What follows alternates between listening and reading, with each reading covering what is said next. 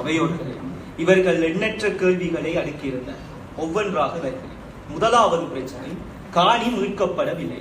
நான் ஒரு ஆரம்பத்திலே ஒரு தலைமை உரையில் ஒரு உதாரணத்தை கூறியிருந்தேன். நாங்கள் ஒன்றும் வட்டமிடுகின்ற கழுகுகள் அல்ல, பார்த்தவுடன் கொத்தி தின்பதற்கு.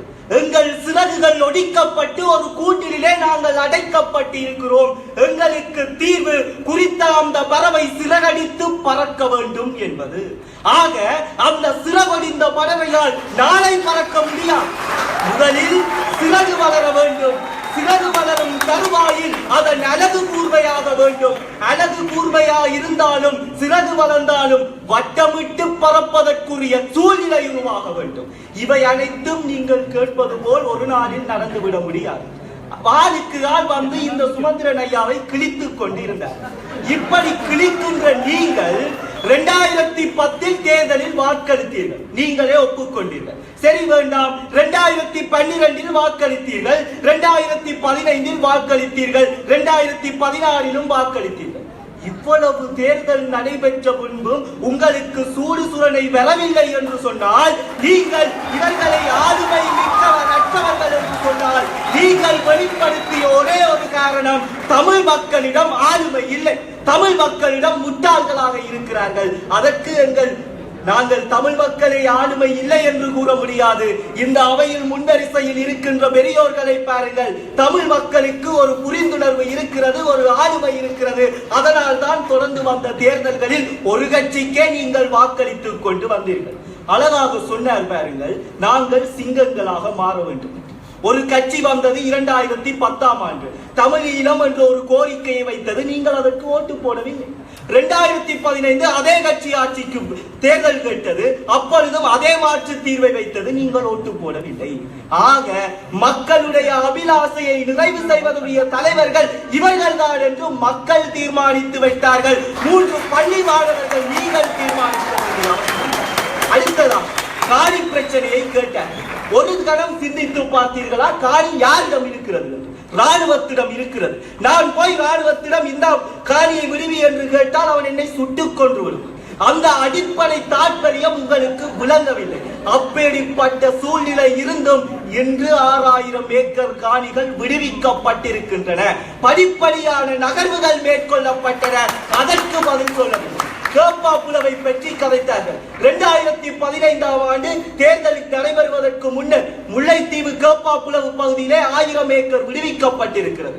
இந்த சூழ்நிலையிலே 4 கிராம சேவகர் பிரிவு இருக்கிறது. அதில் 3 கிராம சேவகர் பிரிவுக்குரிய காணிகள் கேப்பாப்புலவிலே விடுவிக்கப்பட்டிருக்கின்றன. இப்போது நடைபெறுகின்ற போராட்டம் குறித்த அந்த ஒரு காணிக்குரிய விடுவிப்புக்குரிய போராட்டம். ஆக உங்களுக்கு ஒட்டுமொத்தமாக நிறைவேறும். படிப்படியாக நிறைவேற்றிக் கொண்டிருக்கிறார்கள். காணாமல் போனோரை பற்றி கூறினார் ஐயா. இலங்கையில் காணாமல் போனோரை பற்றி விசாரிக்க வேண்டும் என்றால் ராணுவத்தை இழுக்க வேண்டும், ஆட்சியை இழுக்க வேண்டும். அதற்கு சட்டத்தில் இடம் இருக்க வேண்டும். அதற்குத்தான் எங்கள் அரசியல் தலைமைகள் அரசியல் யாப்பினை மாற்றுகிறார்கள். அதை பற்றி ஒருவராவது கருத்தார்.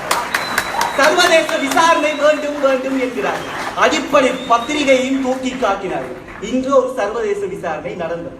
சர்வதேசத்திலே இருந்தபடி இங்கு நடக்கின்ற குற்றங்களை ஆராய்வதற்கு ஒரு குழு அமைக்கப்பட்டு அது விசாரணை நடத்தி ஒரு அறிக்கை சமர்ப்பித்து இருந்தது. ஆக சர்வதேச விசாரணை என்கின்ற ஒரு கட்டமைப்பு நடைபெற்றது என்பதை அவர்கள் மறந்து விட்டார்கள். ஏனென்றால் அவர்கள் கிணற்று தவறைகள். அவையோர்களே, இங்கு எங்களுடைய ஆளுமைகள் கூறுவது சர்வதேச விசாரணை அல்ல, சர்வதேச உள்ளூரும் சேர்ந்த கலப்பு நீதிமன்றத்தை கோருகிறது. ஒரு நாட்டை சேர்ந்த சர்வதேச நீதிபதிகள் உள்வர வேண்டும் என்றால் அதற்கு அரசியல் அமைப்பில் இடம்பெற வேண்டும். ஆக அரசியல் யாப்பை மாறுகின்ற செயற்திட்டம் தற்போது நடைபெற்றுக் கொண்டிருக்கிறது. அழகாக கிழித்தார். மகிந்த ராஜபக்சவை பற்றி கிழித்தார். 2009 யுத்தம் முடிந்த தருணத்தில் நீங்கள் மகிந்த ராஜபக்சவை கிழித்திருந்தால் இன்று நீங்கள் உயிருடன் இருந்திருக்க மாட்டீர்கள். ஆனால் இன்று இருந்திருக்கிறீர்கள். அந்த அடிப்படை தாற்பயத்தை நீங்கள் புரிந்து கொள்ளவில்லை. நான் நினைத்தால் கூட இன்று மகிந்த ராஜபக்சவுக்கு துரோகி பட்டம் கூற முடியும். ஆனால் இந்த சூழ்நிலை யாருடைய கையினால் உருவாக்கப்பட்ட பின்புலத்தை உணர மறுக்கிறது. அழகாக சொன்னார் பாருங்கள்.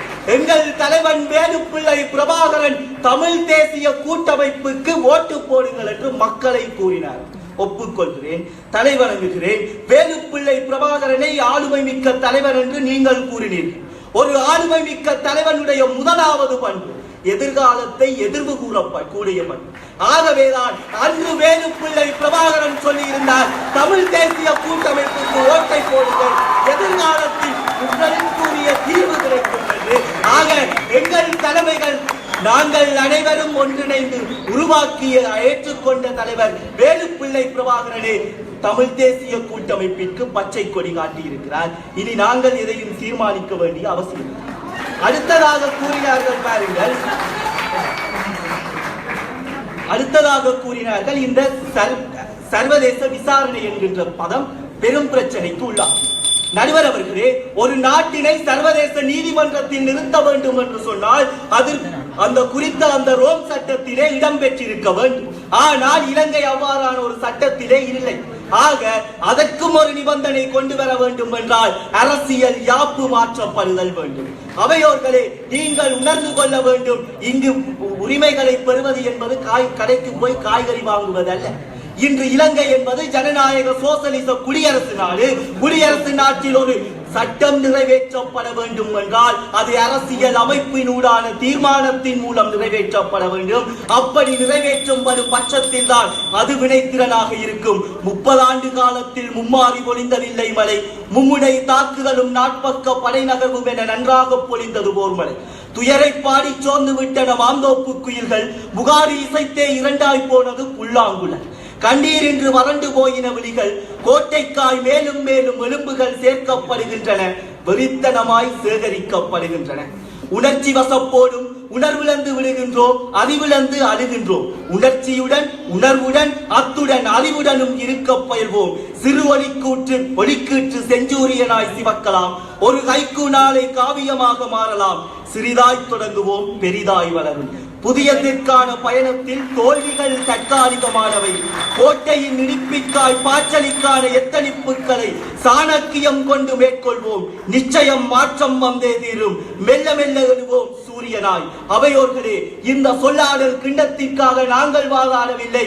சொல்லாடல் கிண்ணம் தலைநகரில் இருந்தாலும் தன்னிகர் இல்லா யாழ் நகரில் இருந்தாலும் சூடப்போவது இந்து கல்லூரி, சுவீகரிக்க போவது இந்து நாங்கள்